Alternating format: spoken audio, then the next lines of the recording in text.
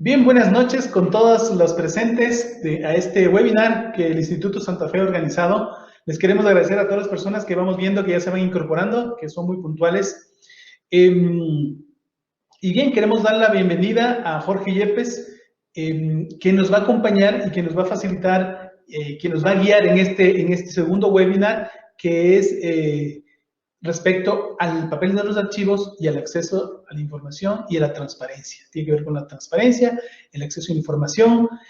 Durante estas semanas que hemos estado promocionando este webinar, ha habido muchos requerimientos respecto al tipo de información, qué tipo de información es pública, cuál es reservada, es confidencial, hay bastante a veces confusión respecto a eso. Pero este webinar trata sobre todo de identificar y reflexionar sobre el papel que tienen los archivos, la gestión documental y desde luego los archiveros respecto a este derecho que es el de acceso a la información, que es fundamental para la transparencia. Queremos dar la bienvenida a Jorge Yepes, también un amigo del instituto, miembro de la Asociación Ecuatoriana de Archiveros, además de un experto en el tema de la gestión documental.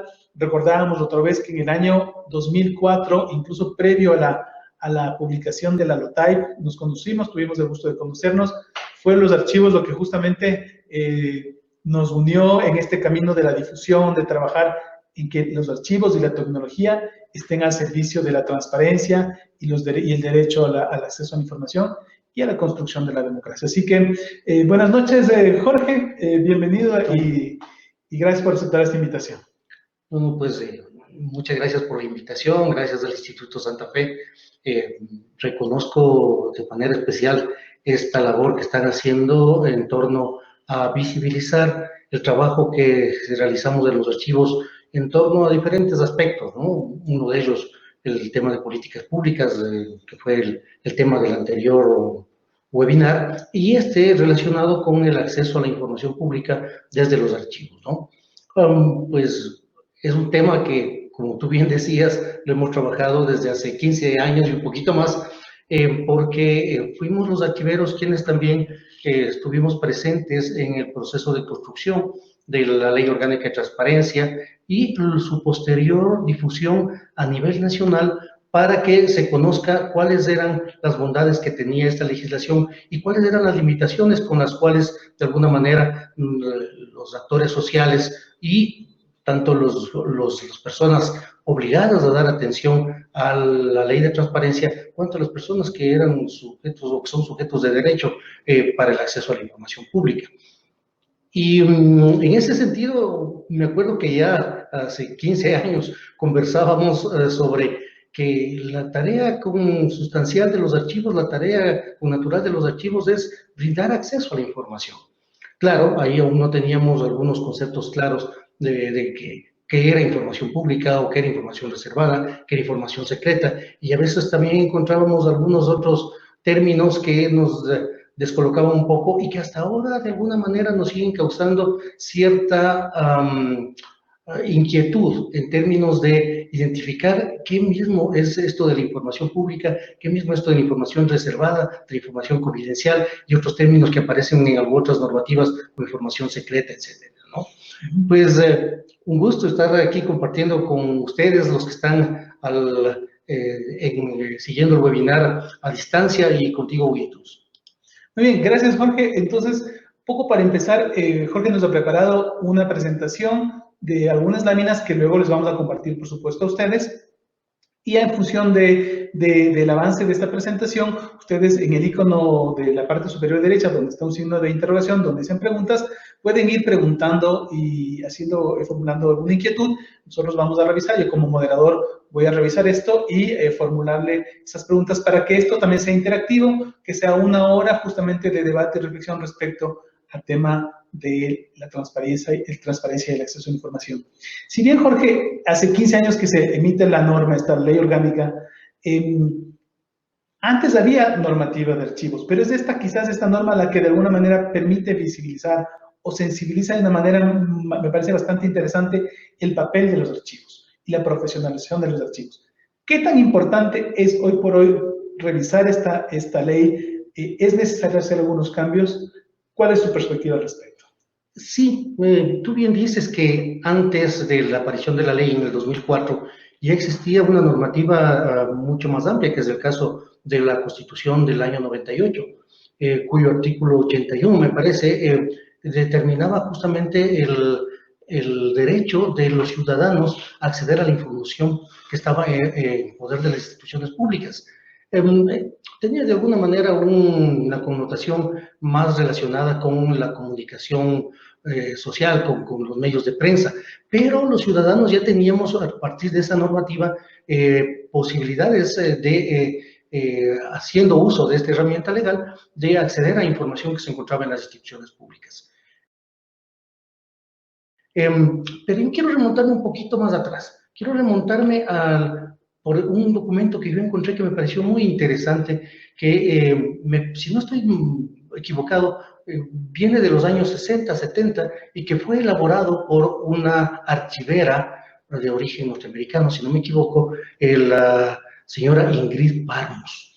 Es un nombre que a muchas de las personas que han estado en la administración pública entre el 70 y el 80, pudieron ellos trabajar con los materiales y la capacitación que Ingrid Parmos dio en torno a los archivos. Y yo encontré una frase que me llamó mucho la atención, que nosotros la rescatamos ahora como que si fuese algo novedoso, pero en realidad, si esto ya estaba en los 60 y el 70, antes inclusive de la promulgación de la Ley del Sistema Nacional de Archivos, me parece importante. Y dice: un archivo permite el desenvolvimiento normal y uniforme de las funciones de una oficina, contribuye a mantener el ritmo de trabajo de su personal, fortalece los planes y proyectos futuros y salvaguarda los derechos de los ciudadanos. ¿Qué es esto de la salvaguarda de los derechos de los ciudadanos? ¿Cuáles son los derechos de los ciudadanos? Uno de ellos, el acceso a la información pública. Otro de ellos, el que se mantenga su información confidencial de manera privada y que no pueda ser divulgada por estas instituciones archivísticas. Es decir, aquí mismo ya nace una reflexión importantísima en torno al acceso a la información a través de los archivos. Esto, como hemos dicho, se recoge también de alguna manera en la Ley del Sistema Nacional de Archivos, que data del año 82, y luego se desarrolla en la Constitución del 98 y mucho más, obviamente, bueno, con la Constitución del 98 en el 2004, en mayo del 2004 se promulga la Ley de Transparencia y en la Ley de Transparencia ya se incorpora el rol de los archivos en distintos espacios, en distintos artículos de la ley, sobre todo en el artículo 10. Pero esto es recogido nuevamente por la Constitución del 2008, en su artículo 18 justamente, y de allí se ha elaborado un sinnúmero de otras normas relacionadas con el acceso a la información, el papel de los archivos, y esto podemos verlo un poco más adelante. Tengo por ahí alguna otra lámina que nos permite visualizar de mejor manera cómo se ha venido desarrollando esta visualización del rol de los archivos para el acceso a la información. Entonces, de alguna manera, marca un punto importante de inflexión esta normativa que, digamos, que ya cumple 15 años. Mucho se ha dicho respecto a la Ley de Acceso a la Información Pública, que desde luego aboga por un derecho que es el del libre acceso, al principio de publicidad, es decir, que lo que se ha hecho con dinero público sea publicitado, sea conocido. Pero existen, no sé, desde mi punto de vista, un vacío legal, y tiene que ver con el tema de protección de datos. Y ahí es cuando quizás, no sé, yo no soy experto abogado, pero entran en conflictos quizás dos derechos. Los abogados dicen que los derechos no tienen diferentes niveles, y justamente esa es la inquietud. La famosa ley de protección de datos personales. ¿Hasta qué punto una información debe ser pública? Porque la fuente de financiamiento es lo público, que es el dinero de todos, pero también existe la información que nos pertenece a las personas. Y quizás ahí, y el Ecuador carece de una de estas leyes. En Ecuador aclaras que no somos abogados, porque en el ámbito legal podemos tener algunos criterios que no estén muy apegados estrictamente a las normas legales, pero desde el punto de vista de los archivos nos ha tocado aprender y escudriñar con la normativa existente, pero desde mi óptica y desde mi filosofía, creo que los archivos nuestros archivos están hechos para dar acceso a la información, pero también decimos que el acceso a la información es una autopista en doble sentido, ¿no? Es una avenida. Tenemos el acceso a la información que está garantizado en el artículo 18, pero en la propia Constitución, en el artículo 66, si no me equivoco, son los numerales 11 y 19 sobre todo, nos habla de cuál es la información que tiene un carácter confidencial, que justamente es para proteger esta intimidad personal, familiar, que todos, a los que todos tenemos derecho, y obviamente no es toda la información que está en poder de las instituciones públicas. Es decir, la mayor cantidad de información que existe es de una información de carácter público. Y justamente la Constitución prevé que serán las normas existentes las que determinen el nivel de accesibilidad, o mejor dicho, si una información es pública o si una información es de carácter confidencial o reservado y por tanto no podrá ser accesible directamente a través de los archivos, ¿no? Este instrumento, Jorge, ha sido muy importante porque, claro, permite y le da a los ciudadanos no solamente, da instrumentos para que el ciudadano común y corriente pueda acceder a información que aparentemente en principio podría estar ser oculta, ¿no es cierto? Tenemos los ciudadanos derecho a saber qué hace el gobierno con nuestro dinero, saber cómo se endeuda, en qué está invirtiendo, etcétera, etcétera. Veíamos en esta lámina que tú presentas que el Ecuador fue uno de los primeros países en Sudamérica, incluso en Latinoamérica, en tener esta ley. Bolivia recién y Argentina uno de los últimos países que han tenido este instrumento. Estos 15 años de caminar y utilizar este instrumento, ¿cómo tú los evalúas? ¿Han sido fructíferos? ¿Han sido, digamos, de aprendizaje? Yo creo que fue una herramienta importante y sigue siendo una herramienta importante en la medida que ha visibilizado el rol que cumplen los archivos hacia el acceso a la información pública. Si bien en la ley hay algunos mecanismos de acceso, por ejemplo, vía páginas web de las propias instituciones, pero también la gran mayoría de información sabemos que es una información que aún se encuentra en soportes físicos que no son sino accesibles a través de una solicitud como tal. Para nosotros, para los archiveros, es una herramienta muy importante y creo que con las reformas que entiendo que se van a presentar a la Asamblea Nacional para modificar la ley de acceso a la información pública, nosotros los archiveros debemos estar presentes en la discusión, dando nuestros aportes en torno al papel de los archivos y la necesidad que tenemos de fortalecer justamente esa gestión, esa organización de los archivos para poder acceder a la información pública. Nosotros tenemos nuestras actividades técnicas que las desarrollamos en los archivos son justamente para hacer accesible a esa información.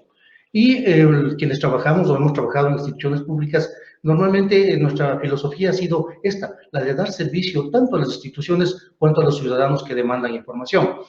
Ahora, los archivos del 2019 no son los mismos archivos del 2004.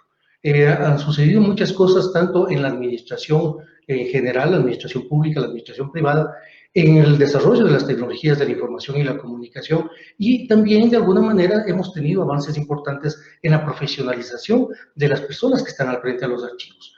Y nos hace esto reflexionar sobre los nuevos retos, las nuevas necesidades que se nos plantean, tanto como profesionales cuanto como ciudadanos, porque no nos debemos dejar de pensar que nosotros los archiveros también somos ciudadanos y somos personas que tenemos el derecho a acceder a la información.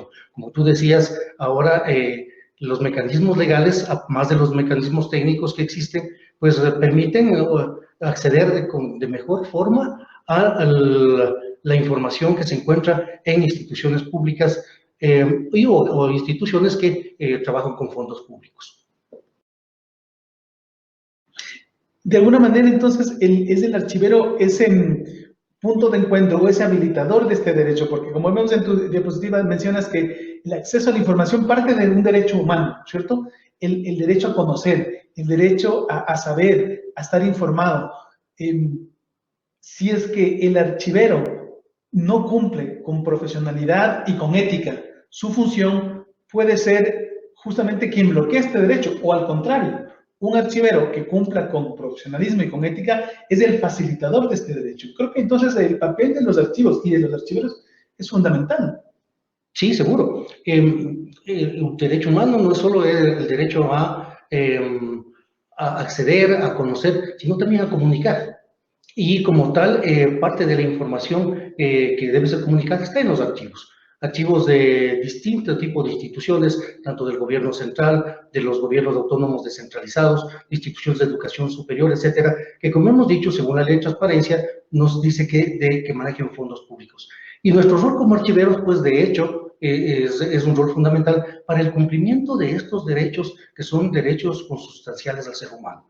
Ahora, no solamente en nuestro país se ha dado este avance, sino que la normativa internacional, la normativa supranacional ha identificado justamente este derecho y sobre todo a nivel americano, hay varias normas supranacionales que determinan la importancia y la obligación de las instituciones de hacer accesible a la información. Entonces, no solamente es, digamos, una obligación del Estado y dentro del rol y el papel de quienes gestionamos información y administramos archivos, justamente facilitar, digamos, ese derecho. Y como tú dices, existe un desafío muy importante porque los archivos, aunque se siguen utilizando en papel, los formatos en los que ahora se están generando son muy diversos y estamos llamados, la gente que maneja archivos, a conocer y a manejar, que no sea el desconocimiento en el manejo de esta información la que impida o la que bloquee el ejercicio de este derecho. Ese es el desafío actual. Ese es el desafío porque nosotros nos estamos enfrentando a escenarios que hasta hace 10 o 15 años no los teníamos. Y es un desafío porque estamos también en un proceso de transición. Hasta hace 15 años atrás, la gran mayoría de información era información que se encontraba en soportes analógicos, ¿no? Distintos objetos, inclusive documentales, que eran físicos, ¿no? Pero poco a poco eso ha ido cambiando y la gran mayoría de instituciones ahora ya tiene procesos mixtos, procesos híbridos. Maneja información en soportes digitales, en distintos tipos de formatos que no los conocíamos nosotros y que según con la base de las tecnologías de la información y la comunicación, hemos tenido que ir incorporando no solamente en nuestro diálogo académico, sino ya en la realidad del manejo de la información de las organizaciones. Y hay un paso más adelante, hay organizaciones que ya están manejando buena parte de sus procesos casi íntegramente de manera digital. Entonces, el reto está justamente en hacer accesible toda esa información que aún está en soportes analógicos, en combinar la posibilidad de hacer accesible estos expedientes híbridos que se han ido generando al interior de las instituciones, una parte en físico y otra parte en digital, y generar ese enlace para mantener, como tenemos desde la técnica archivística, nuestros principios de mantener íntegra esa documentación de acuerdo a parámetros de procedencia, a parámetros del orden original, a parámetros de la estructura institucional, etcétera, ¿no? Y luego que estén accesibles en repositorios, sean físicos o digitales, y que sean conservados a largo plazo para que esa información no solo sea accesible para los próximos años, sino tiene que estar accesible a futuro.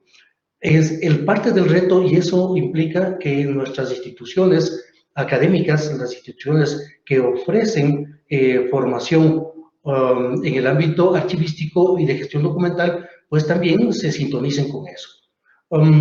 Es un reto, pero creo que lo estamos nosotros en la posibilidad de asumirlo y de montarnos en esta ola y salir adelante. Como tú bien dices, entonces no solamente es el reto del acceso, sino también y la transparencia, sino también de la memoria. O sea, y la memoria y la transparencia me parece que son pilares fundamentales de la democracia. De hecho, ahí nos topamos con una paradoja, ¿no? Memoria que está en documentos de varios siglos atrás ha logrado ser conservada. Y memoria mucho más reciente se está perdiendo justamente por la no gestión adecuada de esos documentos que ahora se encuentran en soportes digitales y que de alguna manera son mucho más susceptibles a una pérdida por diversos tipos de circunstancias. Ese es un muy buen tema para un próximo webinar. Otro webinar, sí. Les recordamos a las personas que ya están conectadas. Aquí podemos ver la lista de las personas que están conectadas. Agradecemos a todos los que ya están presentes, que en el icono de signo de admiración pueden formular sus preguntas si es que así lo meritan. Jorge, en la ley de acceso a la información hay dos formas de este ejercicio, ¿cierto? El ejercicio activo y el ejercicio pasivo. El ejercicio activo está, de alguna manera, resumido en el artículo 7, en el que las instituciones, sin que nadie les pida, deben publicar un conjunto, digamos, relativamente largo, ¿cierto? Vemos la misión, los procesos, las compras públicas, el directorio del personal, las remuneraciones, etcétera, etcétera. Y de hecho, justamente fue cuando nosotros nos conocimos, esta información solamente es digital. Sin embargo, hay información que no está digitalizada y es en la que mediante el ejercicio pasivo, es decir, las instituciones esperan a que los ciudadanos les exijan. Ahí se plantea una cosa muy interesante que es el recurso de acceso. Es decir, la ley nos protege y nos dice que podemos ir ante un juez para que exija que una información pueda ser revelada. ¿Cómo ha sido, cuál es tu interpretación de este derecho? ¿Cuál ha sido tu experiencia respecto al pleno derecho por parte de los ciudadanos de este recurso? Voy a ponerle de una manera distinta lo que tú planteabas sobre una actitud activa y una actitud pasiva en torno al acceso. Pues el ciudadano también puede tener ese rol, es decir, un rol pasivo, esperar que las instituciones le den, o un rol activo, que es el de solicitar, sí, el de pedir. Y creo que es justamente eso lo que nosotros tratábamos de motivar desde hace muchos años, a que el ciudadano se empodere de este recurso legal y que haga valer ese derecho de acceso a la información solicitando la información que necesita para su actividad cotidiana o para actividades personales o colectivas, ¿no? Ahora, legalmente, claro, si es que un ciudadano que ha realizado una solicitud de acceso a la información a una institución y esta solicitud ha sido denegada por diferentes mecanismos, o porque no le contestaron, o porque sencillamente no le pararon bola, o porque le dijeron, mire, a usted no le corresponde pedir esta información, o porque le dijeron que la información era sencillamente secreta, por discrecionalidad de la autoridad de turno. El ciudadano tiene derecho a otros mecanismos, a acceder a otros mecanismos, en este caso un mecanismo de carácter legal, que es la acción de acceso a la información pública, que está contemplada en la Constitución de la República, en el artículo 91, y también en el artículo 92. En el artículo 92, en el sentido de que un ciudadano que se crea que con derecho a pedir cambios a las instituciones públicas que tienen información sobre sí o sobre sus bienes, puede demandar a estas instituciones pidiendo el cambio, la eliminación o la actualización de información porque ese derecho le asiste. Pero yo sigo pensando en que el mayor problema que hemos tenido y que aún se presenta es de que los ciudadanos no estamos, la gran mayoría de ciudadanos no estamos informados de ese derecho de acceso a la información pública que la Constitución y la ley nos amparan. Y en ese sentido, pues desde los archivos creo que nosotros tenemos un rol fundamental, que es el de hacer accesible esta información para que el ciudadano conozca y sepa que a través de una página web o acercándose a un repositorio de archivo puede pedir información. Recuerdo que una de las tareas que nos planteamos justamente después de la publicación de la ley fue concienciar en principio a los funcionarios públicos, pero no llegamos hacia la sociedad civil en la magnitud que se debía para que la sociedad civil y los ciudadanos sean los que sepan que tienen ese derecho y demanden la información. Creo que es una tarea pendiente y creo que es un tema en el cual nosotros los archiveros podemos aportar significativamente de manera positiva para que el ciudadano conozca que tiene el derecho a acceder a nuestros archivos y a la documentación que esté en nuestros archivos, de acuerdo, como hemos dicho también, en una situación de doble vía. La gran mayoría de información es pública y una información de carácter confidencial o reservada tendrá una restricción de acceso. Pero creo que es una tarea pendiente. Sería interesante allí, por ejemplo, motivar también la propia ley ha dado algunas estrategias de cómo manejar esto. Y entre otras cosas, si no me equivoco, el artículo 8 de la ley plantea, de la ley de transparencia me refiero, plantea en que se debe en el sistema escolarizado desde la primaria al bachillerato y en las universidades dar cátedras respecto al derecho de acceso a la información pública. Porque en el caso como ciudadanos o luego como investigadores, como personas que requieren información para actividades científicas, etcétera, pues pueden demandar información pública que ahora eventualmente se las puede estar negando. Entonces, quizás a los 15 años de esta ley, cuando se plantea refrescarla de alguna manera, actualizarla, ponerla acorde a los tiempos que vivimos de la tecnología, será un buen momento para iniciar un proceso de difusión, de concienciación, como tú dices, desde los niveles más básicos, ¿no? Ya no solamente a personas adultas, sino que los niños, jóvenes y adolescentes sepan que tienen su derecho, por un lado, a acceder a la información que es producida por las entidades públicas, y como dice la ley, no solamente por entidades públicas, por entidades privadas también que reciben fondos públicos o que ejercen servicios públicos, ¿no? Entonces, una ley que tiene una cobertura muy amplia.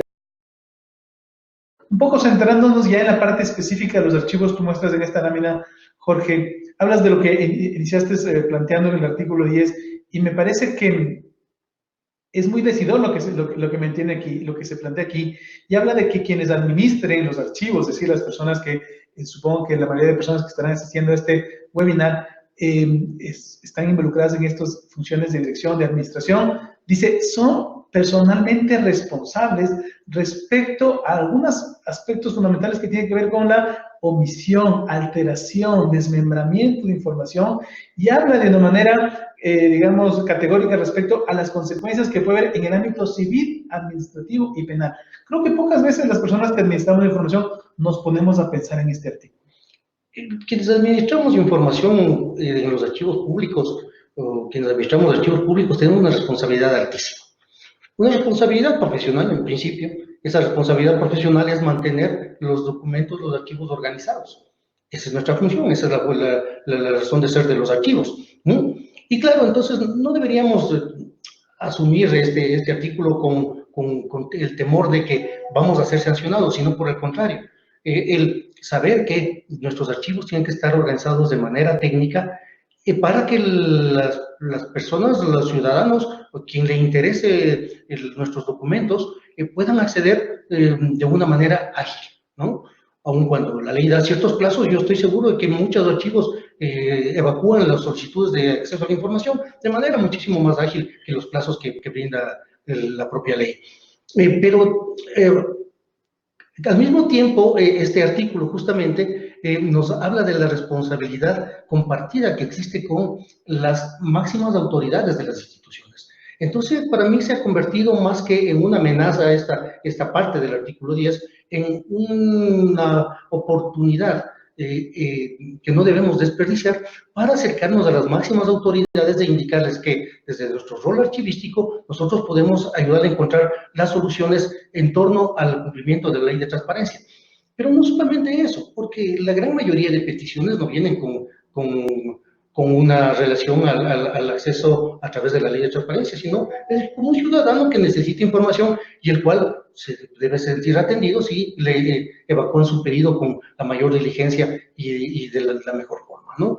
Ahora, yo decía que aquí hay un puente importante porque yo creo que en las reformas que eventualmente se deben hacer a la ley de transparencia, una de las cosas que se deben incorporar es no solo la responsabilidad y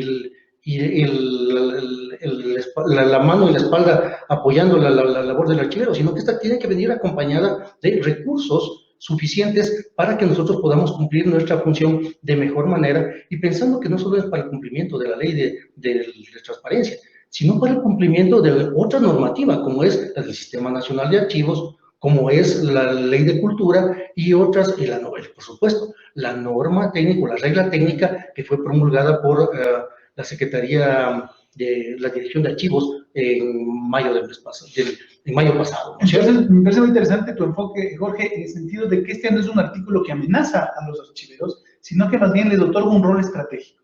Y puede ser argumentado respecto a las máximas autoridades, poderles exigir que identifiquen como una función estratégica e incluso que doten de los recursos necesarios, porque de otro modo no habrá un ejercicio real. Sí, y también de alguna manera esto nos permitiría concienciar y sensibilizar a esas autoridades sobre la capacidad que nosotros como archiveros tenemos para dar soluciones a necesidades institucionales y que eventualmente pueden estar siendo acarreadas desde muchos años atrás. Entonces ahí hay un espacio importante. Pero también hay un tema fundamental que está en el primer inciso de este artículo, que tiene que ver justamente con la responsabilidad de las instituciones públicas de crear y mantener registros públicos de manera profesional.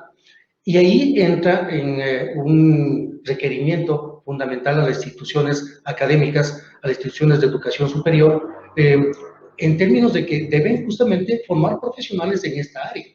Y esa es una de las grandes limitaciones que tenemos. Aún cuando hemos dado pasos importantes, como decía hace un momento, tenemos estudios de cuarto nivel ahora en el ámbito archivístico y de la gestión documental. Cada vez hay más oferta de cursos técnicos en distintos espacios. Este curso que está ofertando justamente el Instituto Santa Fe conjuntamente con la Asociación de Archiveros, me parece un curso excelente, que es una gran oportunidad para que nuestros archiveros accedan a esas posibilidades de capacitación hasta que las instituciones de educación superior nos den la posibilidad de acceder a la formación técnica profesional. Y en eso hay instituciones, debo reconocer, en mi caso he trabajado en más de una institución de educación superior y estamos trabajando justamente en construir una carrera profesional en el ámbito archivístico. Excelente. Si bien dices tú, es la obligación de mantener organizados profesionalmente, la primera manera o la manera más fácil o la que habilitaría que realmente se puede ejercer este derecho. Es decir, que los ciudadanos puedan acceder a un documento, a un archivo, solamente lo van a hacer si un fondo documental, si un archivo institucional están adecuadamente organizados. Para hacer un poco interactivo esta presentación, Jorge, tenemos ya varias preguntas. Yo quisiera, hay varias, entonces voy a resumir algunas que tienen que ver con lo mismo y se formula de la siguiente manera. Estefanía nos dice, ¿cómo se catalogaría la solicitud, por ejemplo, de un exfuncionario que hace un pedido de información? Por ejemplo, su rol de pagos o un certificado de trabajos. Erika hace una pregunta relacionada con el mismo tipo y dice, ¿es acceso a la información los pedidos, por ejemplo, de los documentos que hace un exfuncionario que luego debe presentar a la Contraloría?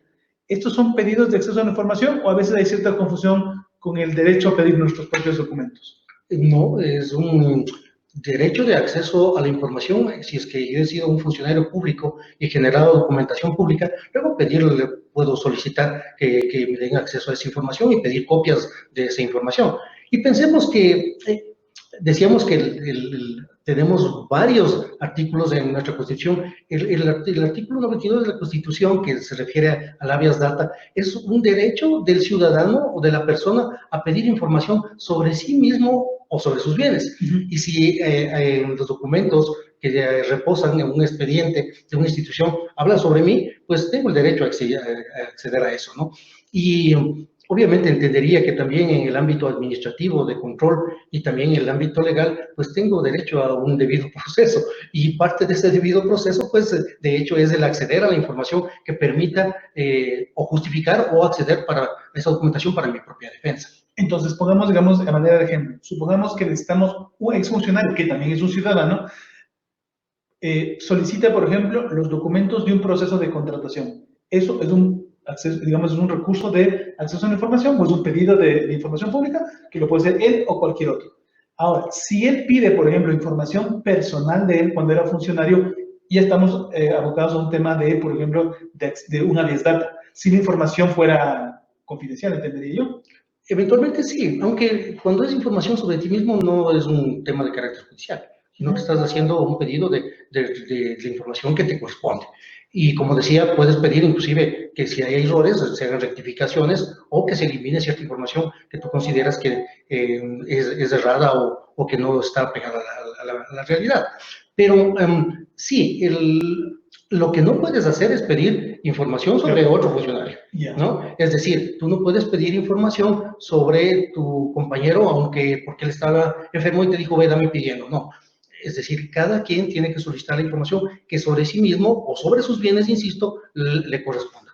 No puedo pedir sobre terceras personas. Entonces queda claro. Y por otro lado, entiendo yo que, por ejemplo, una solicitud de información pública no necesariamente tiene que ser motivada, es decir, no tiene que decir por qué va a utilizar la información.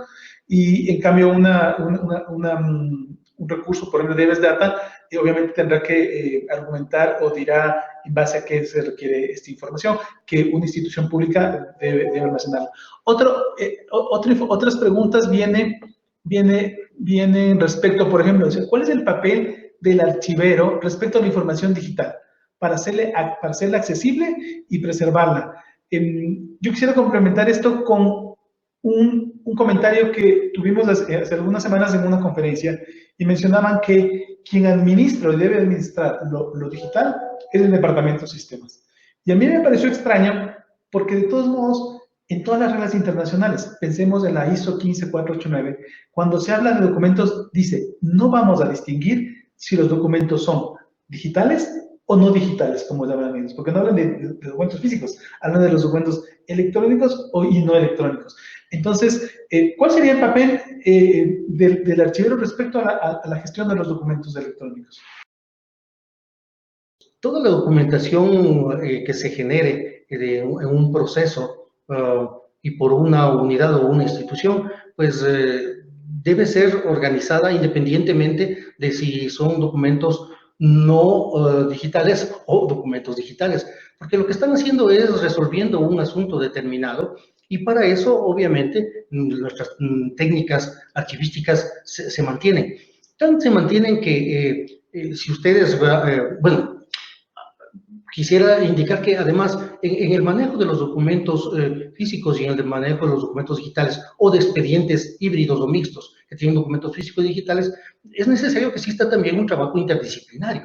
Es un trabajo interdisciplinario porque nosotros vamos a requerir también del manejo de tecnologías de la información y tecnológicamente quien lo maneja eso son otros profesionales, ¿no? Ahora, el manejo de esa información tiene que darnos como resultado el mantener expedientes íntegros, con una estructura organizativa, de tal forma que yo pueda relacionar o interrelacionar el documento físico de solicitud con el documento electrónico de respuesta de atención a esa solicitud. Es decir, todo debe de quedar interconectado para que el usuario final, ¿sí?, no se vea en problemas cuando quiera pedir el expediente completo. Entonces, yo recuerdo en algún caso cuando trabajábamos en una institución pública, donde yo trabajé en una institución pública, con los compañeros del área informática pudimos hacer una conexión bastante buena, porque cuando ellos me hablaban de la arquitectura de la base de datos, yo lo único que hice fue entregarles mi cuadro de clasificación de documentos, y ellos me dijeron, oye, esto está hecho. Entonces, lo que hicieron es automatizar en buena medida y obviamente con todos los parámetros informáticos. No quiero tampoco simplificar el hecho de que solo es el cuadro de clasificación, pero el cuadro de clasificación fue la estructura, la columna vertebral del aplicativo informático que desarrollamos. Es decir, ese cuadro de clasificación que implica un proceso intelectual que realizamos los archiveros en nuestro trabajo cotidiano, es parte de ese aporte que damos a la solución del manejo de los expedientes híbridos. Y creo que eso es importante que nosotros, bueno, sin ser vanidosos tampoco, pero tampoco subestimando nuestra función. Nosotros hacemos un estudio institucional y de la estructura institucional justamente con base en los principios de la archivística, que son prácticas nacionales e internacionales, sobre todo prácticas internacionales que nosotros también hemos adaptado acá y que hemos visto que en otros lugares funcionan. Perfecto, Jorge. Parece que las personas empezaron a motivarse con las preguntas. Tenemos una cola extensa de preguntas y algunas van en el mismo sentido. La primera que me parece interesante, y te formulo, Jorge, tiene que ver con la información reservada. Y dice, tengo entendido que la información reservada debe publicarse en una lista que debe ser aprobada por la máxima autoridad. En caso de que se solicite esta información, pero no existe esta lista, ¿se puede responder en ese sentido de que la información es reservada? Pues no. En principio, porque estaríamos transgrediendo lo que la propia ley de transparencia nos indica, que debe existir esa lista y de no existir, pues la información debería ser entregada. La condición para que no se pueda entregar una documentación porque consideramos que es de carácter reservado, es de que estos expedientes, estas series documentales estén registradas en este índice de documentos reservados que lo llama la ley. Y tampoco podemos, luego de que hemos recibido la solicitud, incorporar nuevos elementos o nuevas series documentales para decir, no, vea, esto está en nuestra lista y no le podemos dar. No. la incorporación, si creemos que hay una documentación que debe tener una característica de reserva, previo al análisis administrativo y legal del caso, pues tiene que ser posterior. Pero si es que ya me han pedido la información y yo digo, no, esto le voy a poner este momento en este índice que me han pedido, o voy este rato a hacer el índice, pues no, el ciudadano tendría derecho a reclamar una denegación de información porque no consta en esta lista. Y solo con respecto a la lista, porque eso también nos ha generado mucha inquietud, porque la ley dice que se haga una lista de todos los expedientes que tienen carácter de reserva. En muchos casos, de manera práctica, lo que hemos hecho nosotros al conformar estos índices es incorporar las series documentales. ¿Y por qué las series documentales? Porque esas series documentales afecten a todos los expedientes que constituyen esa serie. Entonces no lo hacemos unitariamente uno a uno, sino que además esto ya estaría abarcado en una serie documental que esté integrada en nuestro cuadro de clasificación. Esa es gran parte de la importancia de tener cuadros de clasificación documental con una estructura bien pensada. O sea, solamente si tengo clara la arquitectura de la documentación en un cuadro de clasificación, puedo identificar cuáles son reservados. Y según tú mencionas, no puedo argumentar que como no existe el índice, esta información es reservada. Es necesario primero definir este instrumento que es el índice de información reservada para decir, bueno, no lo puedo entregar. Sí, es una condición fundamental. Ahora, hay otra documentación que la propia legislación determina que tiene un carácter de reserva y mucha de esta está relacionada con los temas de seguridad nacional. La propia ley identifica ámbitos específicos respecto a los temas de seguridad nacional en los cuales hay una legislación específica sobre eso, ¿no? Entiendo que esto se sigue desarrollando inclusive con nueva legislación en torno a la accesibilidad a documentos que inclusive se les ha dado ya nuevas categorías, nuevas calificaciones, como documentos secretos o secretísimos, ¿no? Entonces creo que es importante que nosotros también estemos al tanto de esa nueva legislación para poder identificar en nuestro trabajo de identificación de estas series que pueden tener un carácter de reserva, pues esta nueva información. Efectivamente, la Ley de Seguridad Pública y del Estado complementa esta categorización o esta clasificación que se llama. Mucha gente dice, ¿qué es esto de la información clasificada? Y justamente la información que es clasificada como reservada, secreto, secretísima, añadida además a la información confidencial, que es la información personal. La ley además establece que este índice que mencionabas, Jorge, no puede ser reservado. Evidentemente tiene que ser público. La gente tiene que saber con anterioridad qué información, aunque pida, no le van a entregar, porque ha sido calificada en base a la ley como reservada. Y es más, si no me equivoco, en el artículo 7 de la ley pide que este índice deba ser público, es decir, debe estar publicado entre los ítems de transparencia que exige el artículo 7. Estábamos con un grupo de investigación revisando y haciendo una evaluación de algunas páginas web y nos llamó la atención que en casi ninguna de las páginas existe este índice, este instrumento.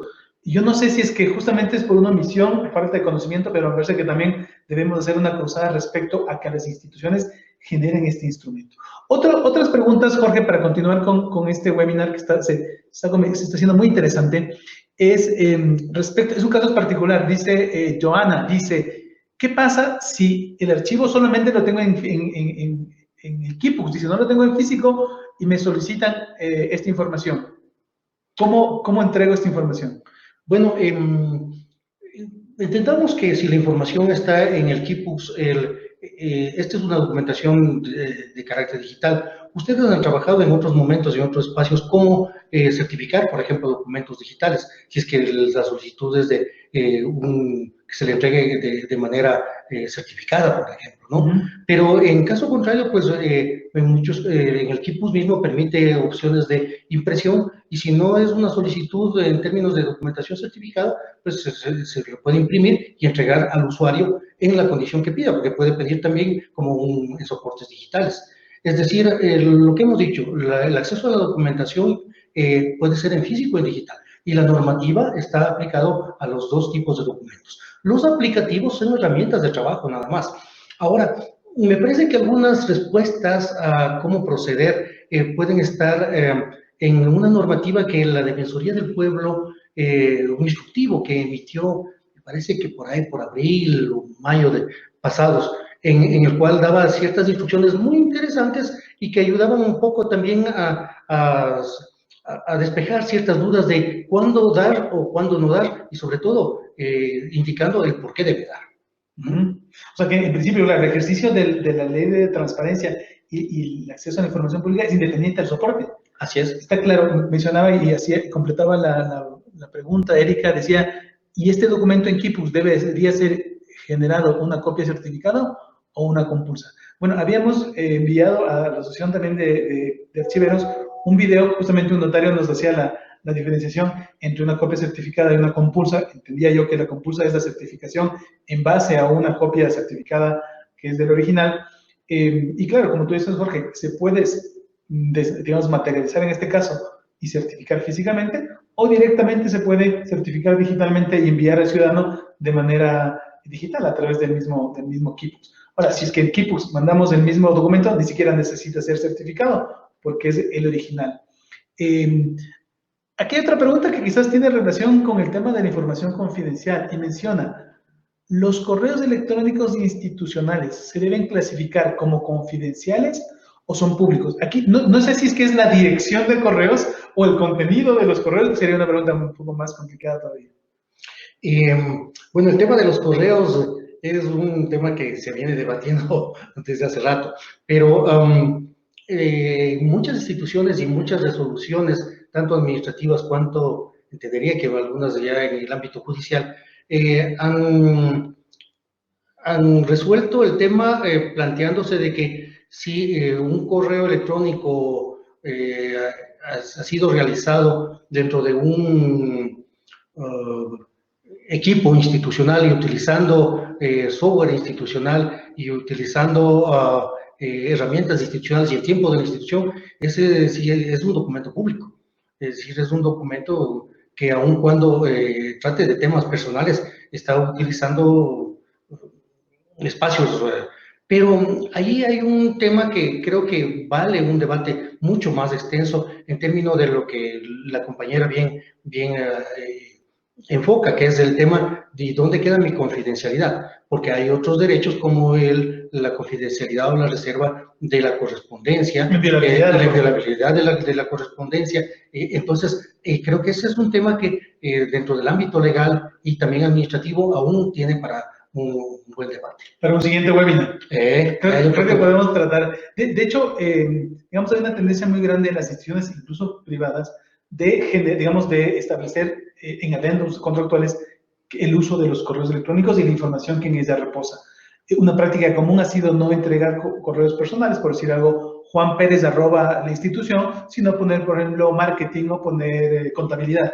De tal manera que, porque ha habido muchos casos en donde un funcionario que ha salido de la institución no deja no solo las claves, sino que deja borrando toda la información. Y lo que se llama dentro del ámbito de la informática, los activos de información se pierden.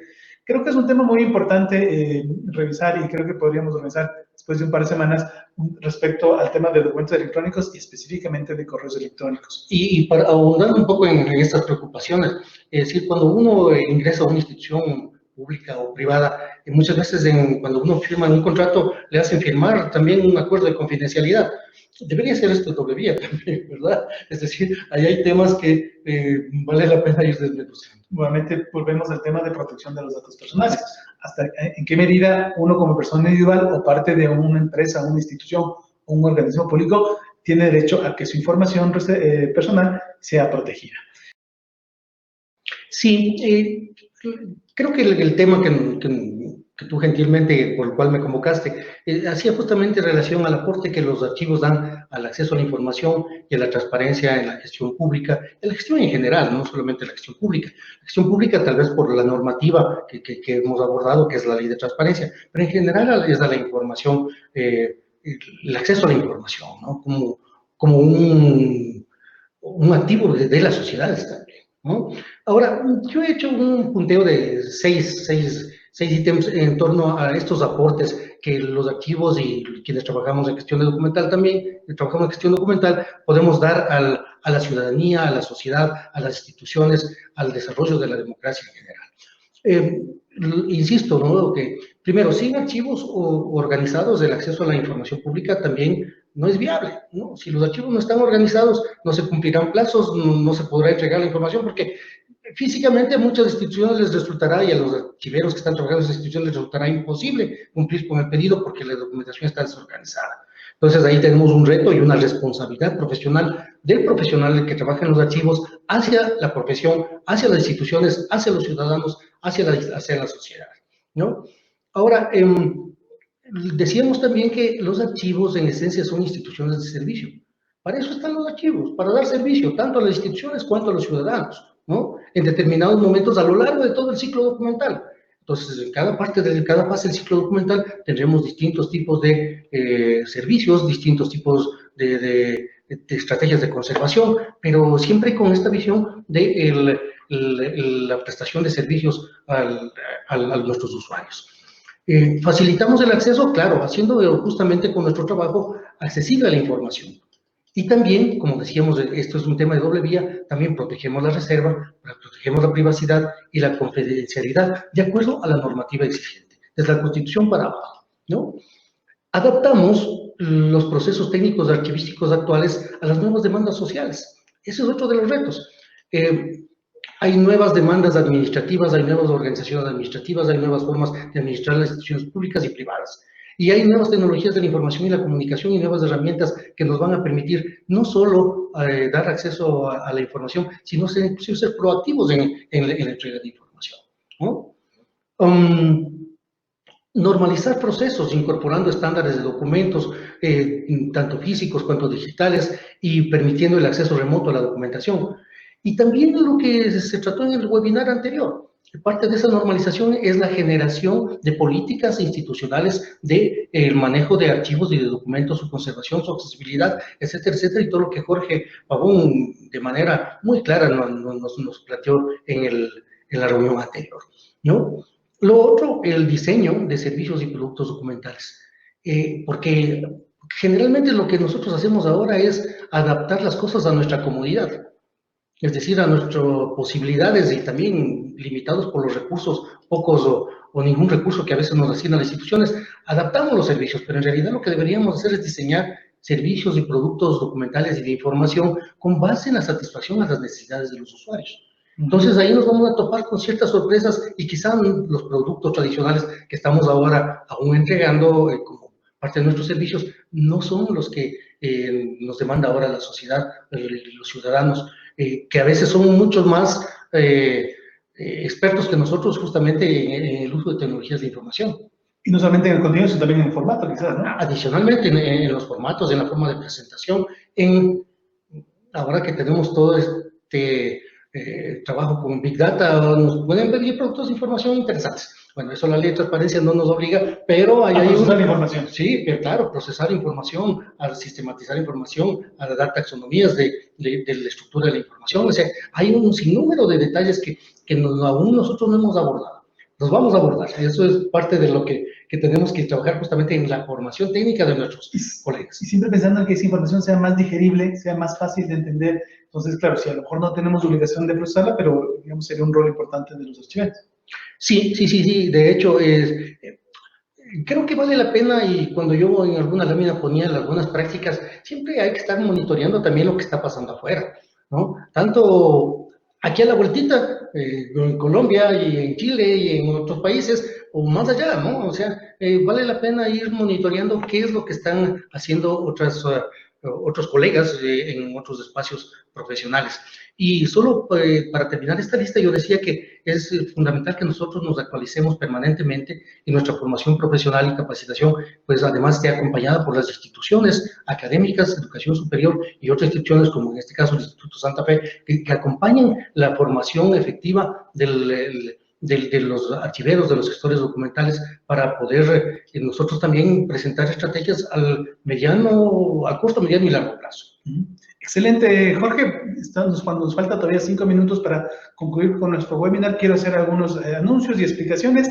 He puesto en el chat un URL donde ustedes pueden hacer la evaluación de este webinar, además de incluir su nombre completo para nosotros, para que el Instituto Santa Fe pueda emitirles el certificado de participación. Así que no se olviden de llenar este formulario. Además, les hemos enviado una información respecto al programa, que la próxima semana se estará iniciando el programa virtual que junto el Instituto Santa Fe con la Asociación Ecuatoriana de Archiveros y ha ejecutado de manera muy exitosa en su primera promoción, y ahora estamos abriendo una segunda promoción con módulos que tienen que ver cómo mejorar esa práctica, digamos, documental, de la gestión documental. Y finalmente, invitarles para el siguiente webinar, porque poco a poco vamos institucionalizando estos webinars cada 15 días, vamos a tomarles los miércoles de webinars. Este miércoles 11 de septiembre a las 19 horas hemos invitado a un profesional de la información, él es colombiano, es el ingeniero Manuel Niño, él es de la empresa DocuWeb de Colombia y nos va a hablar sobre los procesos documentales, y de hecho vamos a hablar sobre un caso sobre el tema de facturación, procesos de facturación, como la gestión documental. Y no se trata de la emisión de la factura electrónica, sino la generación del proceso documental, desde la petición, desde la aprobación, el seguimiento y la auditoría, que sobre esos documentos se va a trabajar. Así que también en el formulario de evaluación recomiendo unos temas que podríamos seguir tratando. Por el momento tenemos definido para el 11 de septiembre, estamos buscando un tema para el 25 de septiembre, así que ustedes nos podrán sugerir. Con esto no quiero más sino concluir esta presentación que gentilmente Jorge nos ha facilitado. También les vamos a hacer llegar a través de sus correos electrónicos. Y nada más, creo que nos ha quedado muchas cosas pendientes. No sé si Jorge quieres. Quería proyectar la última lámina, que me parece que es importante, porque tiene que ver con el aporte que desde los archivos, desde la gestión documental, estamos dando también al cumplimiento de los objetivos de desarrollo sustentable. Porque ahí nos habla justamente sobre el desarrollo de las instituciones, la transparencia que las instituciones deben realizar en torno a su gestión permanente. Y es eso, nosotros desde los archivos justamente estamos dando un aporte fundamental para ese desarrollo. Aquí estamos, ¿no? Justamente el aporte al desarrollo de las instituciones eficaces, responsables y transparentes, y al desarrollo económico, humano y sostenible. Esto es parte del objetivo 16 de lo que les decía, los ODS, Objetivos de Desarrollo Sustentable, que propone crear instituciones eficaces, responsables e inclusivas a todos los niveles. Otra forma que estamos aportando es justamente a través del acceso a la información, a los archivos, coadyuvando a la toma de decisiones inclusivas, participativas y representativas que responden a las necesidades ciudadanas. Es decir, por eso decía yo antes que debemos enfocarnos en esas necesidades. ¿Qué es lo que el ciudadano necesita para su día a día? Y también pensando en el desarrollo de sociedades más democráticas, ¿no? Y obviamente lo que hemos conversado durante esta hora, que es asegurar el acceso público a la información de manera técnica, promoviendo justamente que se cumplan las libertades y los derechos fundamentales que están en la Constitución y en otras normativas y que tienen que ver con los archivos de todo tipo y la gestión documental, y también con la protección del patrimonio documental de la humanidad. Muy bien, Jorge, nos ha quedado claro en esta hora de conversación y reflexión el papel fundamental de los archiveros, de los archivos, de una correcta organización documental para poder ejercer este derecho tan importante que a veces no lo conocemos del todo, pero que es fundamental que lo sigamos divulgando. Además que es independiente del formato, documentos físicos, electrónicos tienen tienen que poder ser accesibles, y así que es una tarea también de la gente de gestión documental y archivos poder capacitarnos al respecto. Quedan planteadas algunas dudas que, como tú bien dices, Jorge, sería bueno o serían temas de futuros encuentros. Yo quiero agradecerte, Jorge, por tu presencia, por tu generosidad siempre en compartir y estar presente en estos espacios, y con las personas que han asistido, agradecerles su gentil presencia. En el chat está el link de la evaluación. Adicionalmente, les vamos a mandar por correo electrónico este mismo enlace para que ustedes puedan evaluar y poder remitirles el certificado de participación. Así que eso es todo por la noche de hoy. Buenas noches a todos y que pasen muy bien. Gracias, igual.